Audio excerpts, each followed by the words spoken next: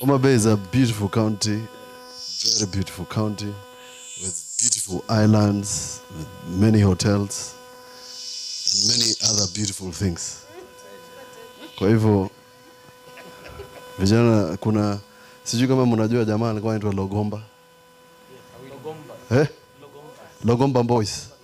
Unawakumbuka? Walikuwa na wimbo ilikuwa inaitwa Vuta Booms. Kifika huko mimi nilisema na nilikuwa nimeuliza hawa mawaziri watusaidie, because ni vizuri niseme nikiwa mzazi. Homa Bay is a good county, lakini wanapenda raha. Na raha yao wakiipenda hao, unlike Makueni na tuliambiwa. And I must say this because I'll be responsible if I don't.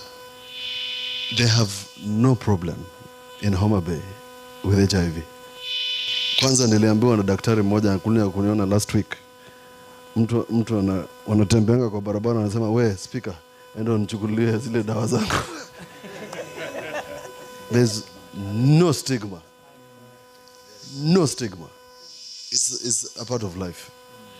So naomba tafadhali mujihadhari. Homa Bay is also a place where I think you must advise about the waterborne diseases, including malaria and others.